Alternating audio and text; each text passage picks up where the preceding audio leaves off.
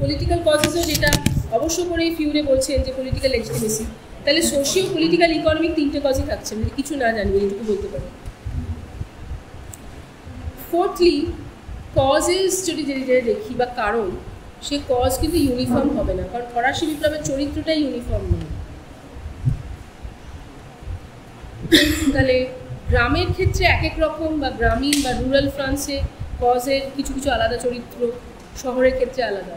মানে শহরে কেন মানুষজন রিভোল্ট করছে সেটা, আর গ্রামে কেন মানুষজন রিভোল্ট করছে সেটা এক হবে না। হ্যাঁ, সো একটা ওই ওয়ান সাইজ ফিটস অল ওরকমভাবে হবে না, আলাদা আলাদা ব্যাপার। কিন্তু যেটা ডেফিনেটলি অবশ্য করেই বলা যেতে পারে সেটা হচ্ছে সোশ্যাল ইনইকুয়ালিটি। এটা একটা long term cause, long term complain, social inequality, যেটা শহর গ্রাম পুরো এন্টায়ার আশিয়া রেজিম, এনশিয়েন্ট রেজিমের পুরো পিরিয়ডটা ধরে ছিল। সামাজিক ইনইকুয়ালিটি কেন সেটা তোমরা জানো এতদিনে, and I am repeating myself, যে তিনটে স্টেটের মধ্যে তাদের রাইটস ডিউটি সব আলাদা, এবং তার উপরে ছিল আলাদা তো বটেই, এবং তার উপরে ট্যাক্স দিতে হতো সবচেয়ে বেশি থার্ড স্টেটকে। এই সামাজিক বৈষম্যটা, সোশ্যাল ইনইকুয়ালিটিটা বেড়ে যায় বিকজ অফ কন্টিনিউয়াস ওয়ার্স, যুদ্ধ। ফ্রান্সে বা ফ্রেঞ্চ রাজতন্ত্র যাই বলো, তারা একের পর এক যুদ্ধে লিপ্ত হয়ে যায়, এবং যুদ্ধগুলো করছিল কিন্তু তারা কেউ অ্যাটাক করেছে বলে নয়, ফর এক্সপ্যানশন, এক্সপ্যান্সিভ ওয়ার্স, মানে নিজেরা নিজেদের সীমানা বাড়ানোর জন্যে, অন্য রাজত্বকে নিয়ে আনার জন্যে যুদ্ধ দুই কারণে করা হয়। একটা হচ্ছে কেউ যদি তোমার অ্যাটাক করে, তোমার যুদ্ধ করতেই হবে, কিছু করার নেই। আরেকটা হচ্ছে তোমার আমার এতটা আমি আরও অ্যাম্বিশাস, আমি আরও চাই। তাহলে সেই যুদ্ধ করতে গেলে যুদ্ধের একটা খরচ আছে। দুভাবে আগেকার মিডিয়েভাল টাইমস অবধি একটা state could earn, monarchy could earn. একটা হচ্ছে থ্রু ওয়ার্স, কারণ ওয়ার হলে লুট, সব কিছু হচ্ছে, জিতলে অনেক কিছু পাবে। আর সেকেন্ড হচ্ছে কনস্ট্যান্ট ট্যাক্সেশন।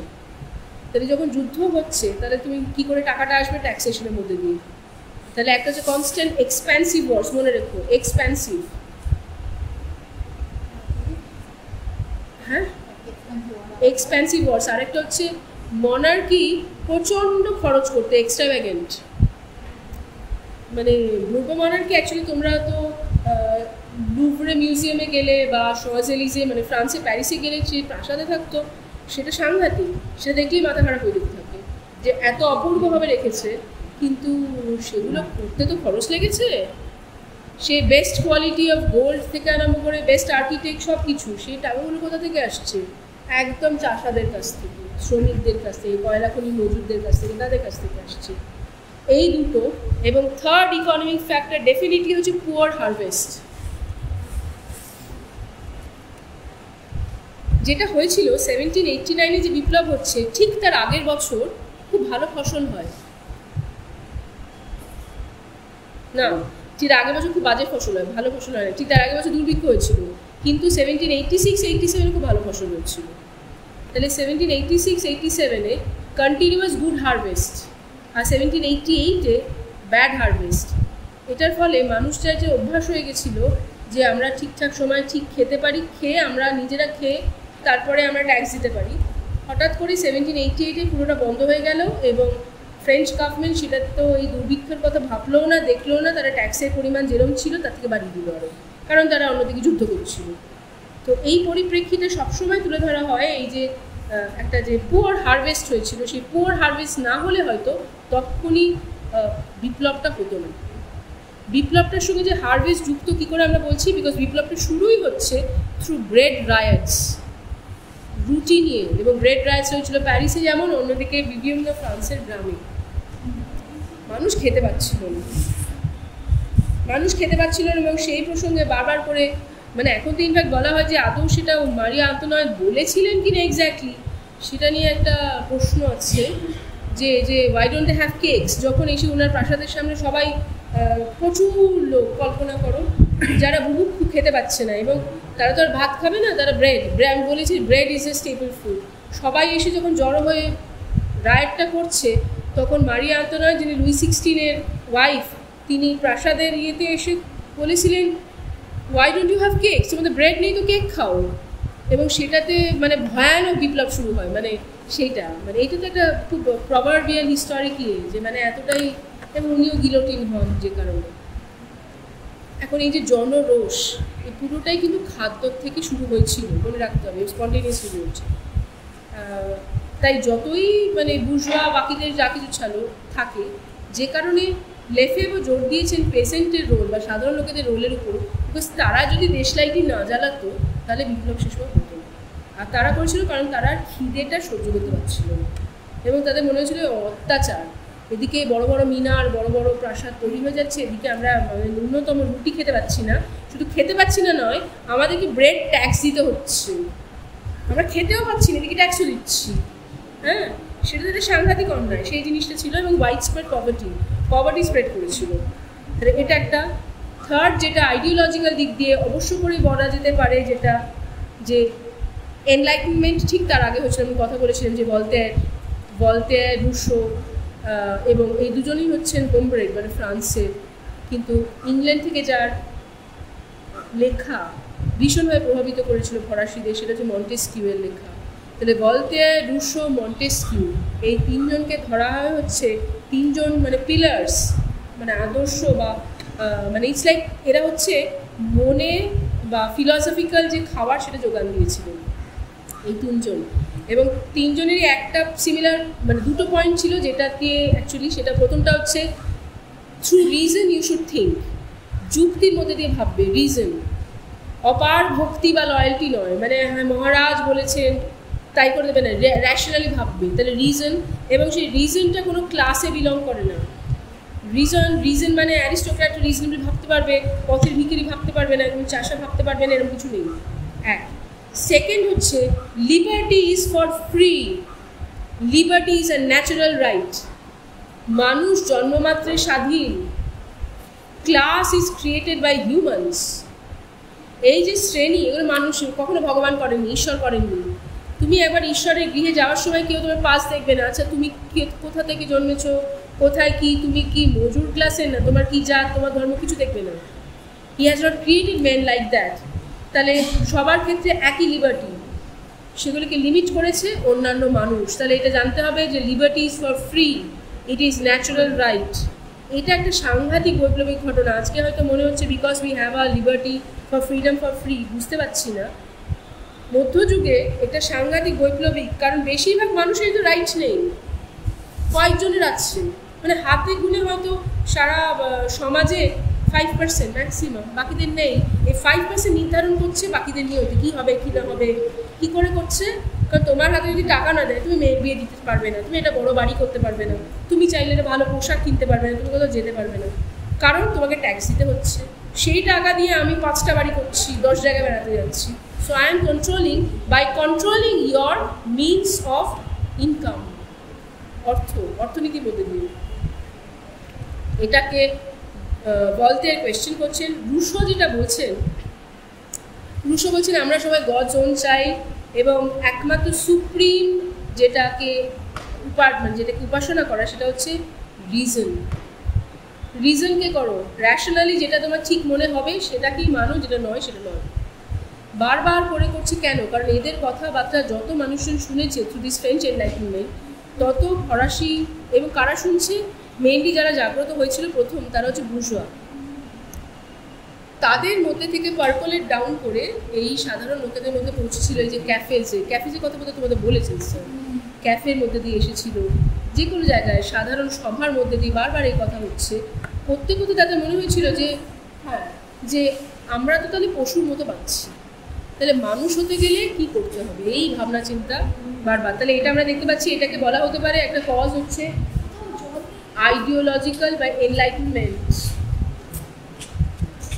উপরে চলে যাও, জল যদি না থাকে স্টাফ করে বাইরে চলে যাও, সেখানে জল নেই।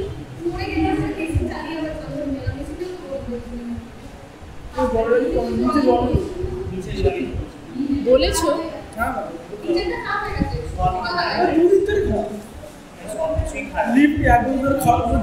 লিফটে কথা বাদ দাও, লিফট ইম্পর্টেন্ট না, জলটা ইম্পর্টেন্ট। বাবলুদাকে তো দেখতে পাচ্ছি না, বলে দেবে আরেকবার, আমি যাওয়ার সময় যাবো।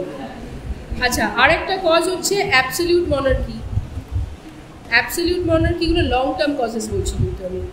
লং টার্ম কজ হচ্ছে অ্যাবসলিউট মনার্কি অনেক দিন ধরে, বা যেটাকে আশিয়া রেজিম আমরা পড়িয়েছি।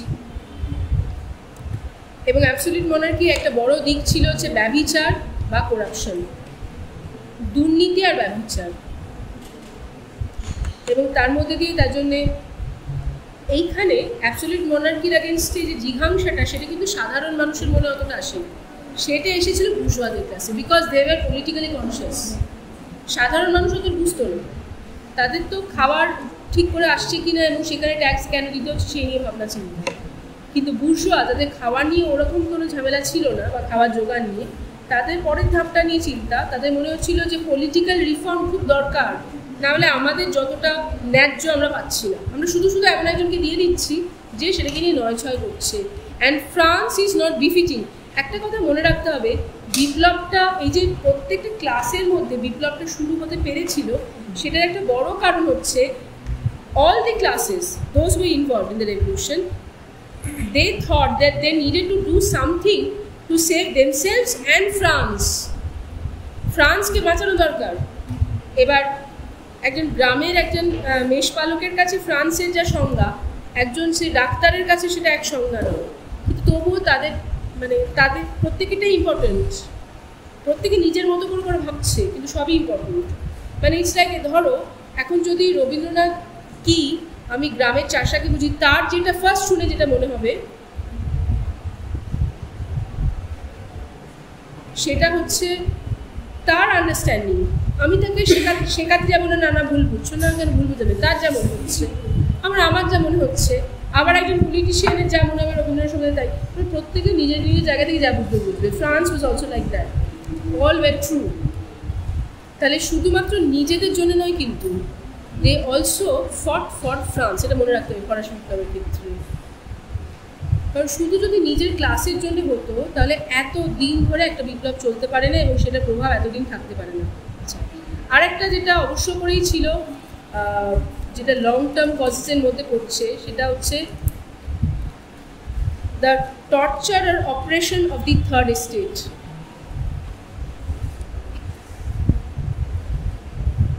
এটা আমরা জানি যে থার্ড এস্টেট কীভাবে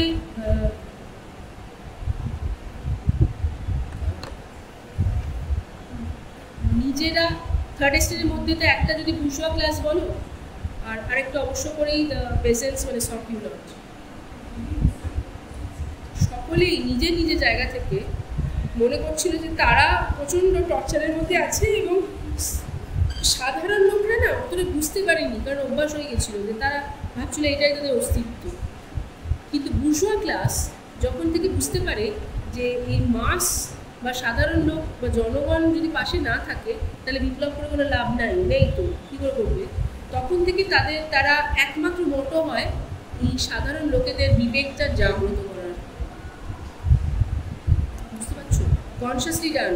এমন নয় যে সাধারণ লোকেদের তাহলে এতদিন আগে করলো না, হঠাৎ করে বুঝতে আরম্ভ করলো না।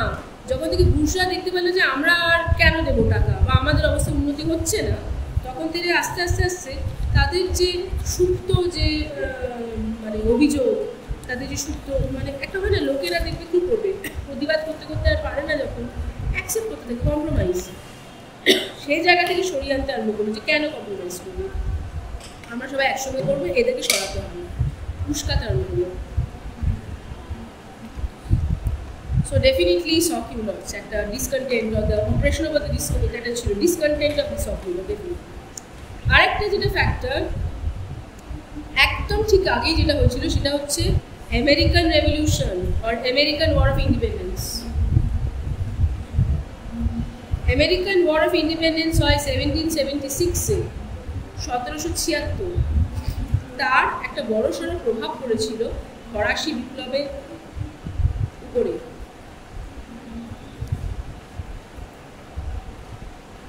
কেন? তোমরা আমেরিকান বিপ্লব সম্বন্ধে কিছু জানো? আমেরিকান ওয়ার অফ ইন্ডিপেন্ডেন্স কীভাবে আমেরিকা স্বাধীন হলো? হ্যাঁ, নিজেদের মধ্যে যুদ্ধ হয়নি,